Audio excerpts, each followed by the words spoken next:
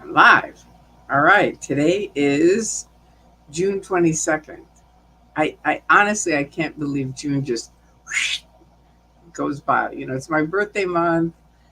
Thursday is my birthday, and it just seems like it flies by. I guess it's true for every month, but somehow for me, June really flies by. But anyway, I hope you guys come and visit me. That would be cool. I have my Kate. Hi, thank you for coming. I love your hearts. Hi, Arlene. Hello, B. Hi, Schwa. Your midnight with Magoo. That's right. Thank you. Love it. Hi, good to see you. And thank you for coming and helping us. She's my moderator, one of them, as well as Sophie if she comes on. And Lauren, hi. Kate, hi. Crystal, Charles, wow. Michelle, it's so good to see all you guys. Hey, Tori and Chad from Kansas City, Missouri, my hometown. That's where I was born. Did you know that? I was born in Kansas City, Missouri, and my grandparents lived there all their life. But then I grew up in Chicago in a suburb. But it's always fun to see people from Kansas City. Dylan, hi. Good to see you at this fine hour, 2:40 a.m. All right. I know it's, and my thing just came up with a heat advisory. It's so hot here. You have to let me know if the air conditioner is too loud for me. I have it on because it's just so hot. I can't stand it. Tinker Mom, hi. Good to see you. Marloka, hi. But if it's too loud, please let me know because I can turn it off and just boil to death. Dylan, you're doing the late shift. That's right. Everyone is. It's good to see you guys. It's good to see you. It's cooler at night, right? Definitely. I don't know if all of you guys are boiling as much as here, but it's like 91 degrees now. Right now, it's like, phew, it's really hot. Halen Hendricks. All right. I'm the 10th, like, good evening, Tori. All right. Oh, because oh, yeah. Please hit the like button, all of you guys, because there's a whole bunch of you, and he's the 10th. Thank you for letting me know that. I appreciate that. Nolo, it's been a hot and humid here in Casey, I bet. That's part of why I moved out of the Midwest. It was too humid. I can't take that. Lottie's Lore, hi. Verity, hi everyone. It's been cold in Sydney. Oh, that's right, because our summer is your winter. That's right. And good. Nice. Now make sure to put a question if you have a question or a comment in front of it if you have a comment, because otherwise I could easily miss it.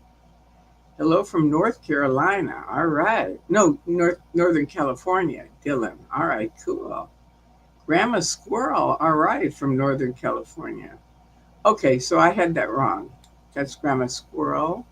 Dylan was just talking to Kate. So there you go. Can't hear the AC. Okay, good. Thank you. Thank you for letting me know that, Dylan. Kelly, you too, and Main Skin Fan. All right. It's about 82 in Chicago. Ooh, but that's hot. It's going to be high 99 on Tuesday. Woo, really hot. It's a good time to go to the mall because they keep it air conditioned. Hey, Tori, sending love from Singapore. Wow, thank you, AJ. Nice, really nice. How is it in Singapore? Super hot here in Sacramento. I bet. I bet. Witness, hi. Hello. Good to see you too. All right, so you rascals are all here. Will's hoodie pocket. That's so funny. I'm in Sacramento as well, and it's still hot outside. Yeah, it's hot here too. 103 degrees in the high desert. Woo! That's hot.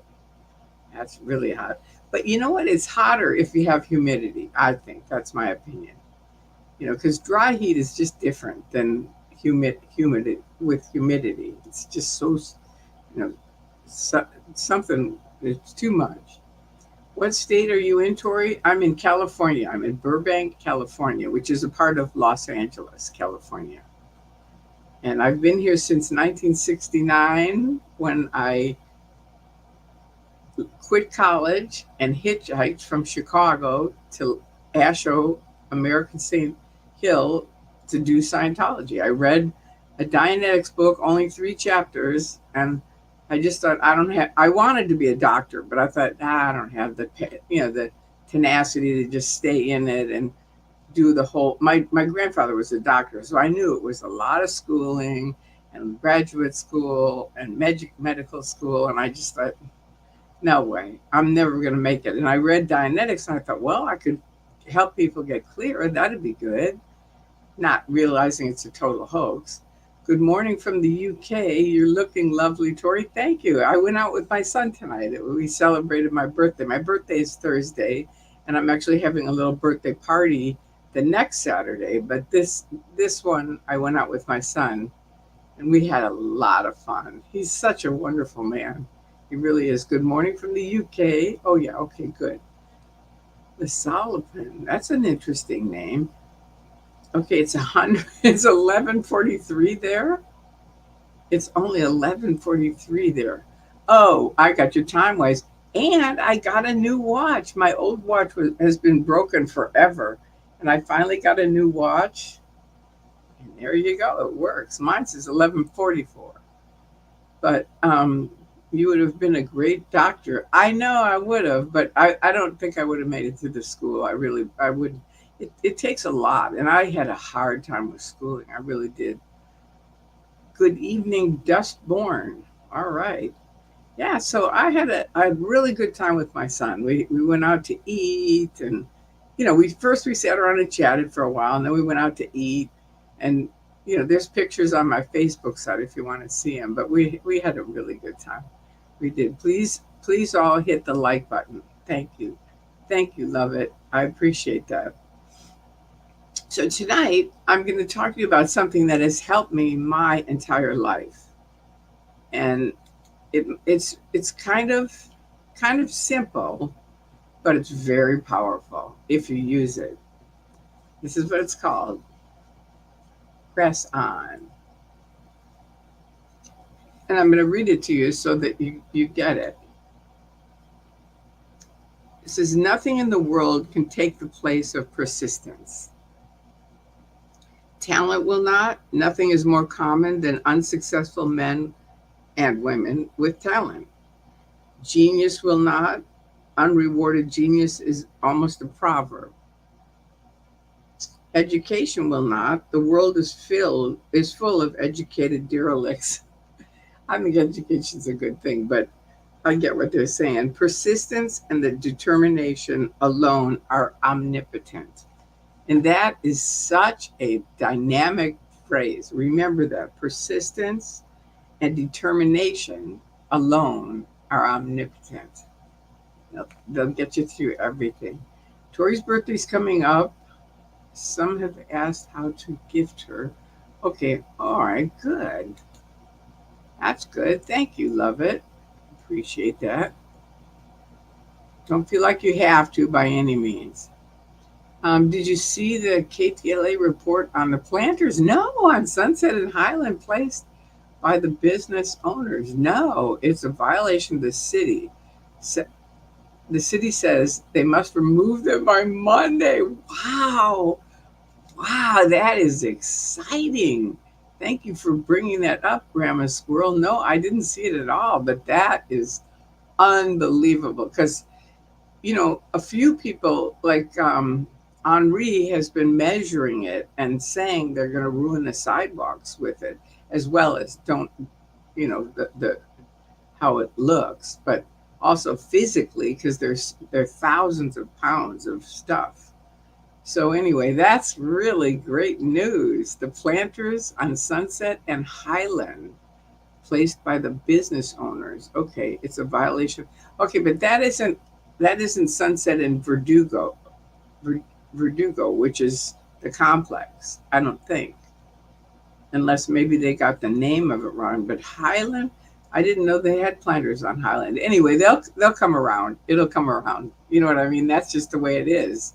It's like because I know some people have already come on my chat and said that the neighbors are really ticked off about the complex and all the stuff they have.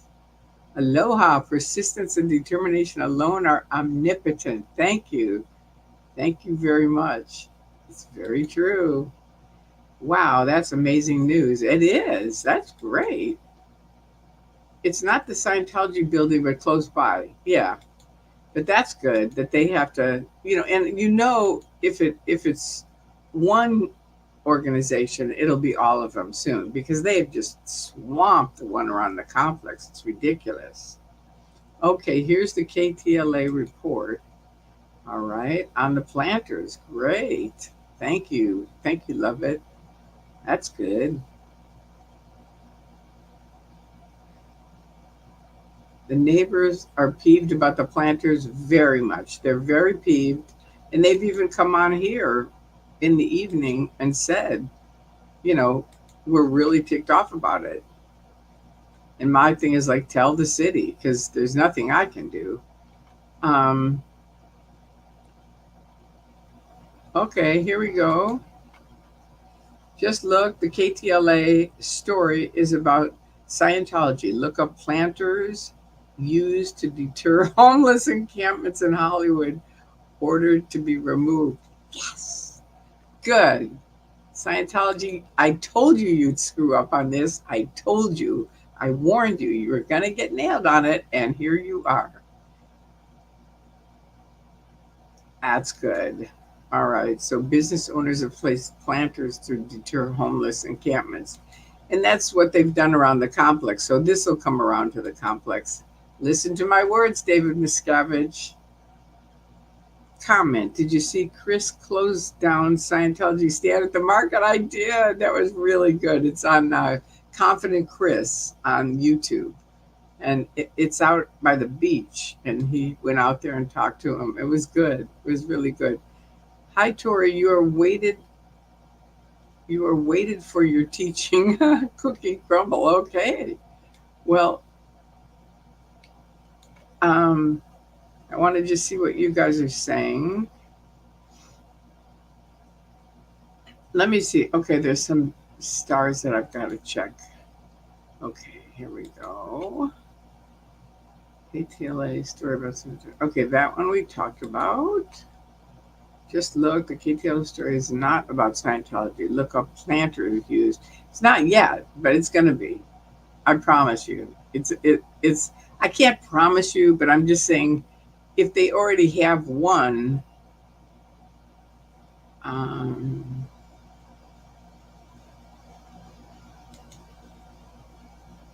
okay, wait. I saw that he closed down the market.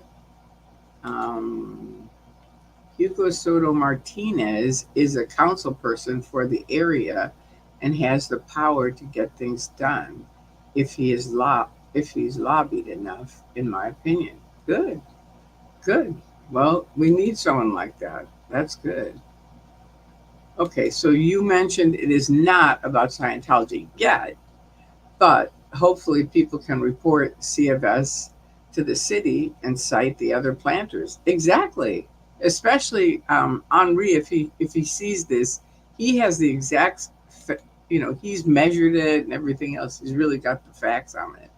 The whole player's strategy, from what I know, started in Venice. Yeah, yeah. I don't know what you mean by the player strategy. What do you mean by that? I don't quite know what you mean, Jeffrey. The whole player strategy? I'm not sure. Well, I'll wait. Okay? Love it. Henri said that the planners have already damaged the sidewalk. Exactly. He's already made reports on it, but he can now quote their thing and say, "Look, this is what's happening." All right, planter strategy started in Venice. I saw that, but I don't get what you mean by planter. Oh, you're saying the planters, the planters that they're using started in Venice? Really? Wow. I hadn't seen him, but I haven't been out in Venice, so that could be. And Henri, yes, he does have them, and he knows it's damaged the sidewalks. All right.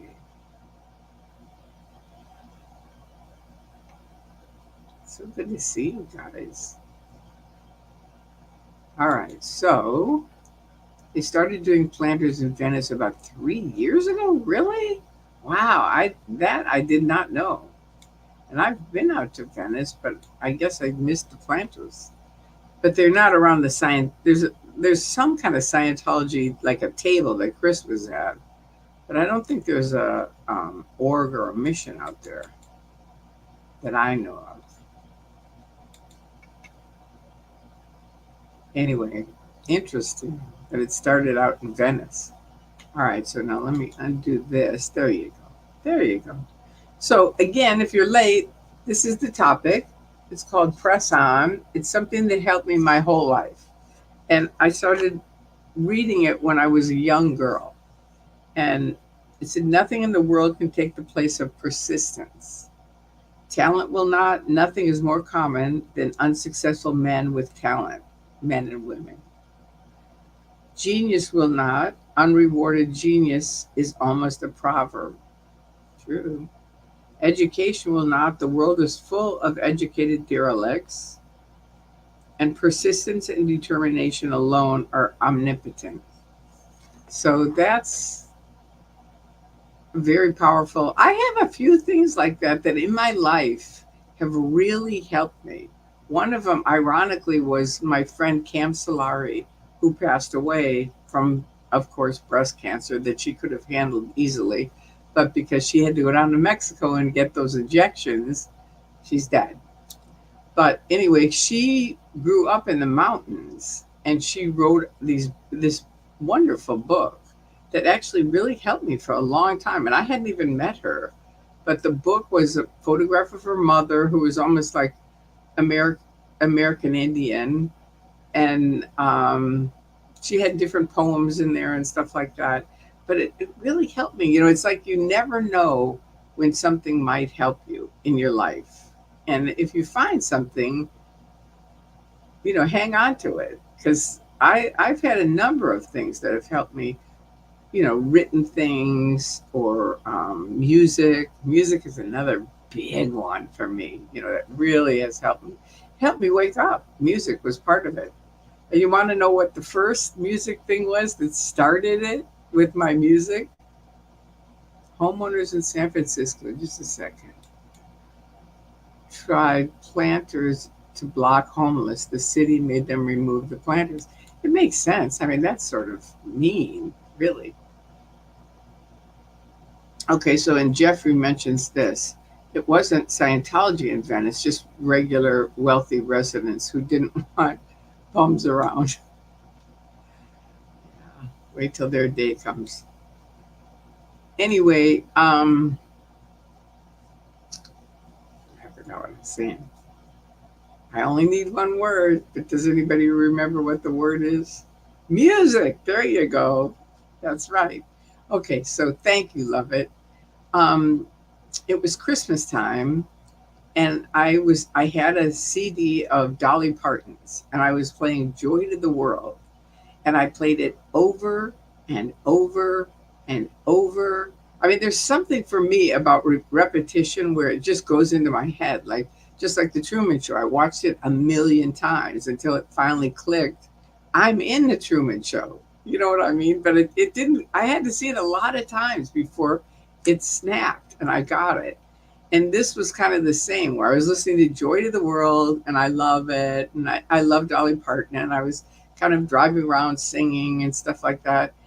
But then I'd listen to it again, and all of a sudden I remembered when I was a little kid. I was like maybe 5 or 6 years old, and my mom pushed me out on the stage, and I was like, joy to the world, and it was like this memory that just opened up a whole bunch of stuff. It was like I had not remembered that life. I mean, I did somewhat. I did. But I didn't remember that thing of being a little kid like that and singing and stuff like that in a musical kind of thing. And it just, I started thinking, okay, I'm going to listen to more music. And the Counting Crows helped me. I don't know why, but they did. I listened to them a million times, and that helped. And to me, it felt like they were talking about Scientology. They weren't, but it felt like it to me.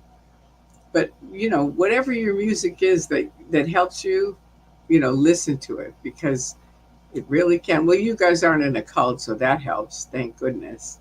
Witness said, I agree, Tori, music helps. Thank you. And what's your favorite music?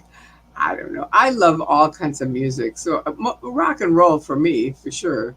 Probably 60s, 70s, that kind of music. I'm old school.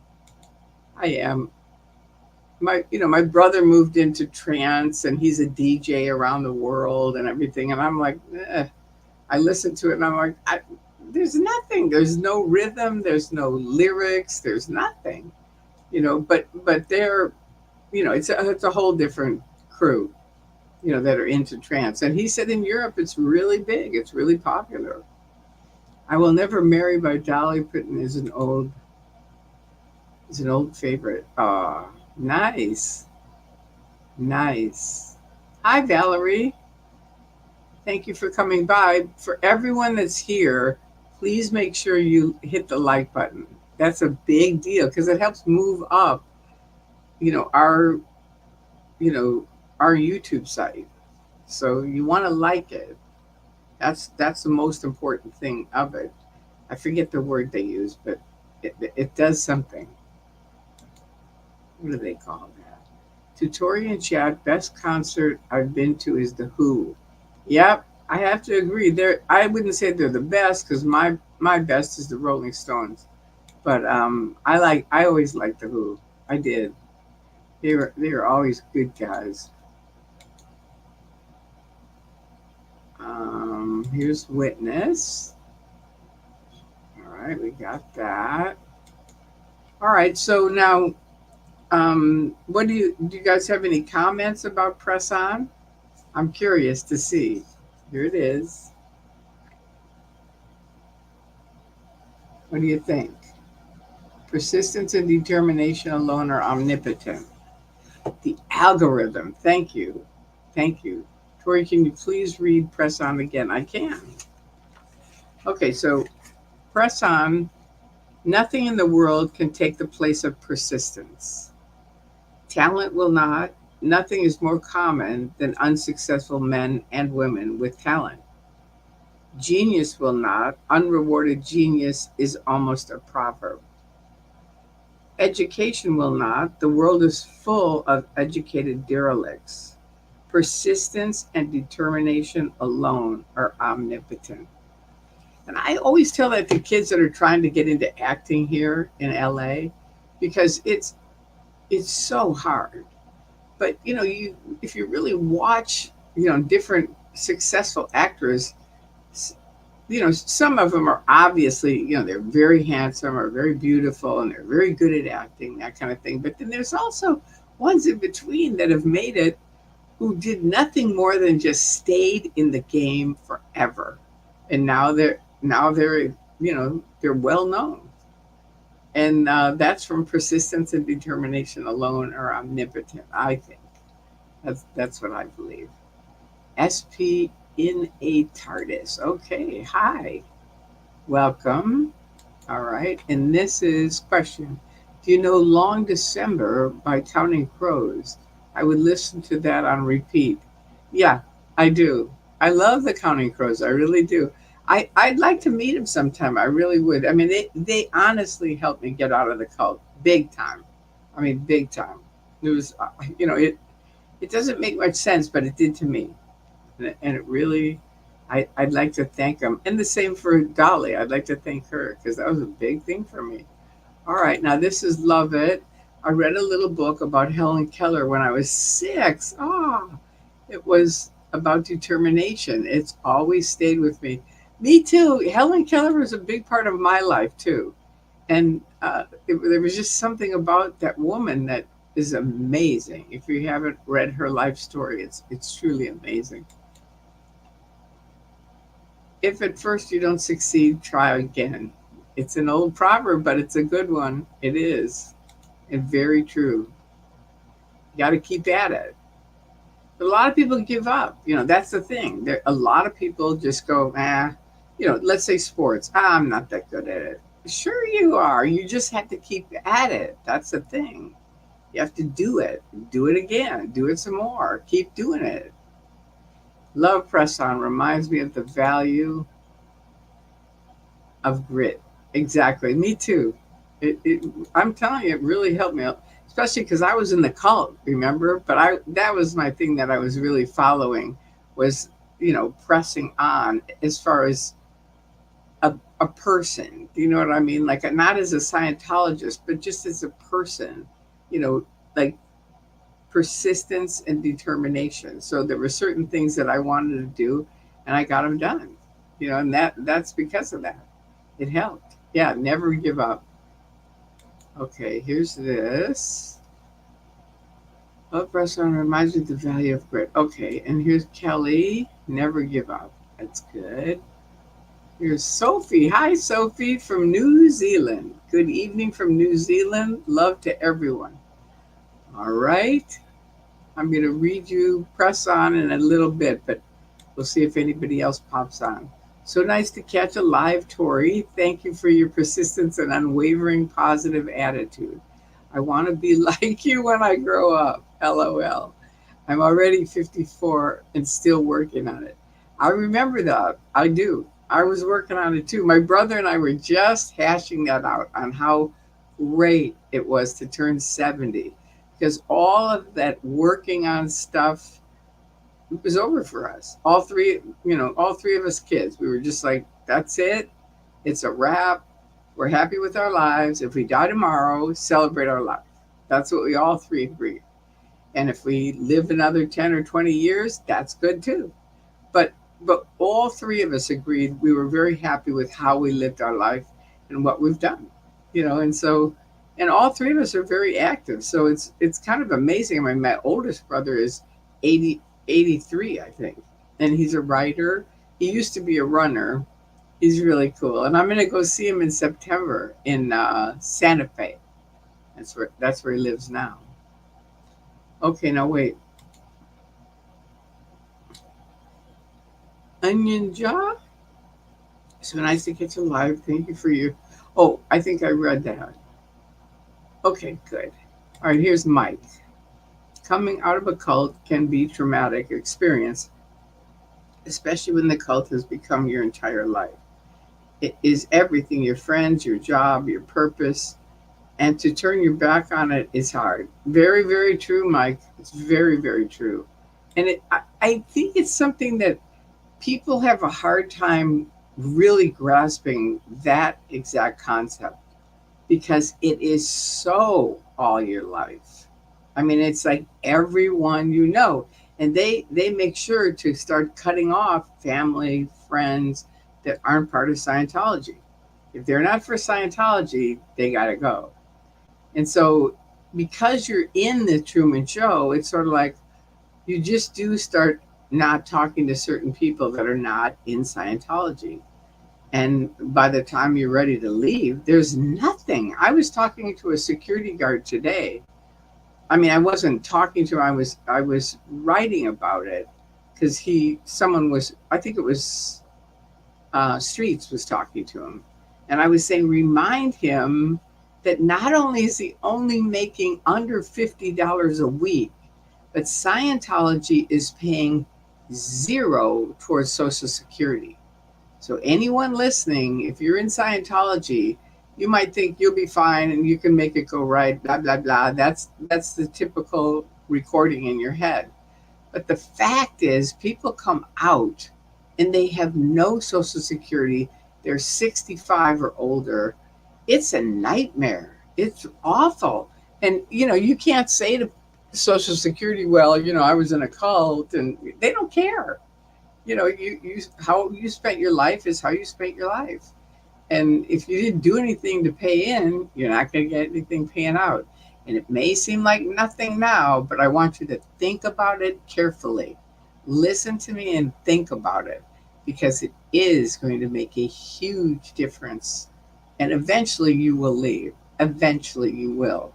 Because you're in a dying cult. It's just, that's all there is to it. It's dramatically decreased since I was in it. Someone asked me the other night, well, is it expanding or, and I said, oh, come on. No, It's way less. It used to be mobs of people around the complex. Mobs. It was tons of people on course, tons of people graduating all the time. Now, nothing. That's just the way it is. So it's like if you're in it and you hear this, get out, open the door and leave. You don't have to route out. You don't have to talk to ethics. All you have to do is leave. That's what you have to do is take back your life. That's what I did. I took back my life. And you know what? It's awful for a minute because like for me, I lost my husband of 26 years. I lost all of my 30-year friends. Okay, like Andrea said, because I was crying, saying, if I leave, I'm going to lose all my friends, my husband.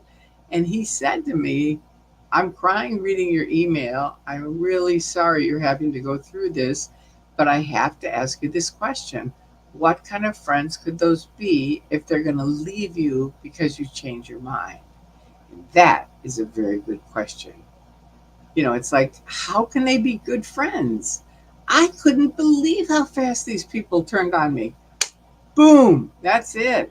You're out. I was like, really?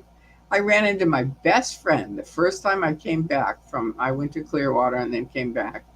And I saw her daughter, who I used to be good friends with, um, Denise Duff. And Denise went like this, like she was so happy to see me. And then she remembered I'm declared, and she looked like, oh. And she turned around and told her mother, and her mother just gave me the dirtiest look. And this was my best friend and her daughter. It was like, welcome to the world of an SP. But you know what? You have to just go, okay, it's not the end of the world. Look at how many friends I have. I have friends all around the world now. And you guys are wonderful people. It's like I feel very blessed that you guys are as kind as you are and as nice as you are. I was telling my son that tonight. I said, I'm just so lucky. You know what I mean? Because I, I came out of a cult, and yet I ended up with these wonderful friends around the world. And that's a real blessing. I mean, a couple of people that are ex Scientologists don't get it. They're like, why are you on the internet all the time? Why are you talking to those people? You don't even know them. It's like, okay, I don't know them. I mean, I haven't met them in person, but I feel like I know most of you very well. And you know me. You know what I mean? And it's a lovely thing. So it's to the people that have that other viewpoint, it's like, okay, there you go. Look at Lauren. Thank you. That's nice. And Tinker Mom. All right, question, Tori. Do the Sea Org guards like Odo and Jason live in Big Blue, or do they have their own places in the regular world? No, they don't have their own places. Can they have phones, internet? I spoke to Jason once. He seemed sad. Yeah, they are sad because they absolutely don't have their own place. They live in an apartment complex with Sea Org members. And the men live with I think four beds. There are four different guys that live there. And they're only there to sleep, really, because they work them to death. So, no, they don't really have internet access. Tori, there's a start when you're ready. Okay, thank you, love it. I once tried to send the vice president of OSA a link to something that I thought she should see. And she sent me back a thing and said, can you please copy, paste that, and send it to me? And that's when I realized, oh my God, they don't have internet access. Of course they don't. Because if they did, they could poke around and listen to this, right? No, they don't. Not that I know of, but remember, I left 24 years ago. So I can't promise it, but I don't think so. I just don't. And if they did, even then, they will pretty much self-censor themselves, so they're not going to read any N theta, which is what I would be considered, or you, were just bad news. I understand Jason's sad, but they have to take back their lives. It's like all of us who left had to go through the same pain they're going through. It's painful. But you know what? It's worth it. It's way worth it. All right, Lauren, did you keep in touch with your brothers when you were in Scientology? I did. Well, not my oldest brother. We were out of touch for about 30, 40 years. So now we're really close and he calls me every day. My younger older brother, David, yes, I was always in touch with him. And he was a big part of me waking up too. He would, like I would say, oh, one of my friends died. And he said, and I'll never forget this. He said, I have to ask you this question. You and I are like 1 year apart. I know, this is my brother, I know one person who's dead. And every time I talk to you, there's another person who's dead. And I want you to think about that. And he was right. I did start thinking about it. It was a big part of my waking up, was how many people died and how they swept them under the rug and didn't do funerals or anything. It's awful. It's really creepy. And the only people that get a funeral are the opinion leaders, people with money, they're well established, that kind of thing. So yeah, I stayed in touch with them. Now I'm in touch with my oldest brother every day because we got all this time to fill up. We didn't talk for 40 years. I'll be 62 in November and will be so happy once I'm older. I can't wait to retire from being a nurse and going on my next adventure. Yeah, I hear you, Renee. I do, and it'll be wonderful. It will. It's a good thing. It is. All right, and this is Mike. The manipulation is that these cult members are not your friends, right? They're cult members and they don't care about you, especially when you leave. I know that, but you have to, if you were in it.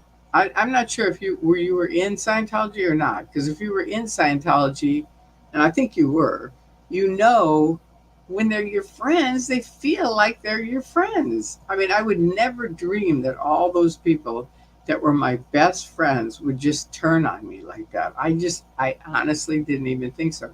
Even my husband, I thought he wasn't really much of a Scientologist, so I thought, I got to make sure these guys I'm going to see are not suppressives. But if they're not, I'm going to come back and get Harold because I thought he's not really, for years and years and years, I was trying to get him on the True Believer boat. And he just wasn't interested. He just was like, no, it's not my gig. And so I thought, okay, cinch. I'll go make sure these guys on the other side are not really OSA, pretending to be guys that are out, just so that they can get the names of who's leaving, which they used to do. And if they're cool, then I'll come back and get my husband. Wrong. By the time I got there, I mean, he was gone. I don't know what they did to him. They had to have drugged him or something, but it was awful. I mean, he was gone, like white, like a sheet, and just said, you left me. I said, I didn't leave you. I left the cult. And it was awful. It really was. Okay, here's Sophie. Tori, how long did it take to stop thinking and talking in Scientology language? As it's like its own language. You're right. And it would have taken a lot longer, except my friend Spanky Taylor helped me. And I was with her a lot. And every time I would use a Scientology word, she would say, all right, stop. Think about what you just said. And what does that word mean in English? And so that sort of stripped it off. It took 2 years. It took 2 years to really get out of it. And we still like some of the words. We agree that some of them we just like. But we don't use them much because it can be its own trap, the language. Okay, now wait, let me see. Star 7. Okay, all right, let's see. Okay. Aw, that's nice. Rest in peace, Andreas. Yeah. I know he created Xenu.net. If you haven't been there, it's a great site, especially if you're never in. It's a great site to learn about Scientology. Did you get a post office box? I made you something. No, but you can send it to Jessica. She'll get it to me. She does all the time. She's really good at it. Or you can send it to Whole Foods. Thank you for making me something. Mike, I feel like I know you. Yeah, I feel like I know you too. Were you ever in Scientology? Hare Krishna voluntarily self regulated if they are not in the compound. Yeah, that's kind of true for Scientology too. I think all cults, that's true. Tori Magoo 44, do you think they did that reverse auditing on Harold? Yeah, I do. I never knew, just for anybody here, hi Kim, um, when you're in, you never hear this term reverse auditing. I only found out about it from my friend Nancy Maney, who Bill Yachty had said she went insane because she was reading the internet. And because I was so brainwashed, I believed it. And then when I got out, she called me because we were friends. And she called me and she said, Tori, no, I wasn't. It had nothing to do with the internet. They drugged me and reverse audited me, meaning auditing makes you better. Like, think of counseling, it makes you better, and reverse or counseling would make you worse. Like for me, my own personal example was, you know, Arthur Hubbard had helped me figure out how I was clear last lifetime, which is more BS. But anyway, he did.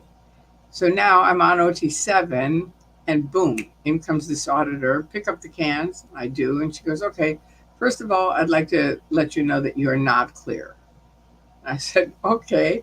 I didn't give a shit because I never thought clear was real because I have epilepsy. And the original definition said a perfect memory, perfect IQ, no somatics, no pains. So that wipes me out right there. But anyway, Arthur was like, oh, you were with my dad last lifetime and you went clear last lifetime, and that's what happened. And I was like, okay, that works. I don't give a shit, because I wanted to get to OT3 because everyone kept saying that's what's really going to help you. And, you just believe that stuff. You hear it enough and it's like, oh, okay. Well, okay, I'll skip through the clear thing. I don't really care. Okay, I'll attest I'm clear. I was clear last lifetime. So now this chick comes in and goes, you're not clear. So when did you go clear? And I'm like, I don't know. Remember, I don't even think I'm clear, right? So now I'm like, well, maybe it was then. She's like, no, that's not it. Maybe it was then. No, that's not it. Maybe it was then. No, that's not it. Okay, end of session. Set down the cans. That's reverse auditing. Really creepy. And it happened to a lot of people on 7 at that time because I'd see them running down the hall crying. And I was like, what the hell happened to that person? It was just sort of like, what's going on here? It was very weird. But anyway, um, yeah, I think I was. And to that auditor, if you see this, you need to make up the damage. Okay, I'll send you a gift to Jess. Okay, good. Love your late night talks. Thank you, Michelle. That'd be wonderful. All right. Thank you. Love you, Tori. Thank you, Kelly. Ooh. Okay, and this is Nanya. Never and always against. I love that. That cracks me up. Nancy Maney's book was the first Scientology book I've read. Yeah, it's isn't I think hers is My $1 billion contract. I think that's the name of it. But I think it's good. I haven't read it, but I'm sure it is good. Good morning, all. I can't take all these Scientology books. I have like tons of them because I bought some and people have given me some, and after being in it for 30 years, it's just too much to read more stuff. I've heard, I spent years listening to people tell me their stories. And, I tried to help them as much as I could. But after a while, you just get to a point of like, no, don't tell me your story. Okay, now what is this? Heidi Ho, Tori Magoo. I know who that is. My Alaska Life. There you go. All right, good. Well, there we go. So just, Sophie, this is the topic for tonight. Press on. And it's a thing that's helped me my whole life. And I'll read it to you now.